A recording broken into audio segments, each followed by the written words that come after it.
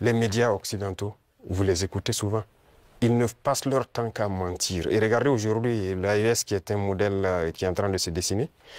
Ils ne peuvent pas se lever du matin au soir sans parler du Burkina ou parler de l'AES. C'est impossible pour eux. Et chaque fois, ils cherchent à envoyer des informations pour diviser, pour manipuler la jeunesse. Mais ça ne passe plus. Je pense que les gens sont assez conscients, les gens ont l'œil ouvert. Et vous tous, vous êtes victimes de ces gens-là, la communication. Ce qu'ils font, ce qu'ils disent sur la Russie et tout, on le sait. Jusqu'aujourd'hui, il y a des jeunes Africains qui ont les yeux toujours fermés, qui croient à leurs mensonges. Le récit de la Seconde Guerre mondiale. J'écoutais la dernière fois, quelqu'un disait que à la fin de la guerre, dans les 10 années qui ont suivi, si on demandait en Europe qui a gagné la guerre, les gens disaient c'est la Russie. Mais aujourd'hui, si vous demandez en Europe qui a gagné la guerre, ils vont dire que ce sont les Occidentaux. Par la communication, ils ont réussi à renverser l'histoire.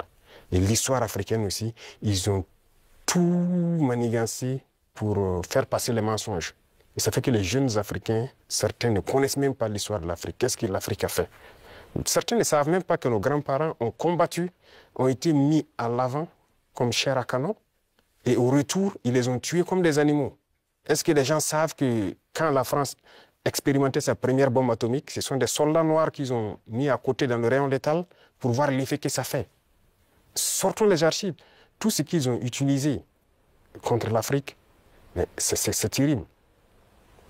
Donc il y a tout ça qu'il faut communiquer pour que les jeunes Africains comprennent, parce qu'il y a beaucoup encore endormis qui continuent de communiquer pour les impérialistes.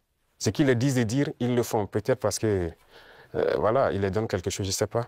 Mais l'Africain doit comprendre son histoire, se réveiller. Et donc c'est notre combat aussi comme ça. Quel est le rôle des médias dans ce combat, selon vous? Médias indépendants? De chez nous, vous voulez dire? Les médias devraient beaucoup participer à nous aider. Mais vous voyez que nos médias, même, il y a certains médias qui sont des médias impérialistes. Ils ne sont assis que lorsque les médias européens, lorsqu'ils disent quelque chose, et ils reprennent. Et ils accentuent. Il y a plein de médias dans nos pays qui combattent même les régimes comme notre régime. Et ils passent leur temps aussi à raconter les mêmes balivernes que les médias occidentaux racontent. Mais c'est honteux. Si des Africains se comportent comme ça, c'est très honteux. J'imagine qu'il doit avoir honte de se regarder à la glace le soir. Si tu es payé pour raconter des mensonges sur le noir, c'est très grave. Donc, on est en train de conscientiser. Au Burkina Faso, si vous voyez, actuellement, beaucoup de médias accompagnent la dynamique, participent à conscientiser la jeunesse à travers des débats et tout. Donc, c'est ce que nous souhaitons vraiment pour les médias. Pensez-vous que notre média puisse aussi jouer son rôle dans ce combat? Bien sûr, beaucoup. Il faut jouer un rôle très important parce que, vous savez, je l'ai dit en 2023 à Saint-Pétersbourg, et je le répète encore aujourd'hui, la Russie a contribué à sauver le monde. L'Afrique a contribué à sauver le monde. Il faut le dire. Il faut que les jeunes le comprennent. Que tout ce qui se raconte dans les films Hollywood, c'est faux. Ce n'est que du mensonge. C'est la même chose. La guerre du Vietnam. Aujourd'hui, on voit, l'histoire est tronquée. Mais il faut communiquer. Vous voyez, moi, ils n'aiment pas que je parle.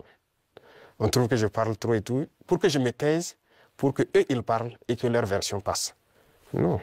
Moi, mon plus grand regret, c'est d'avoir passé une bonne partie de ma jeunesse à écouter des radios comme RFI, France 24.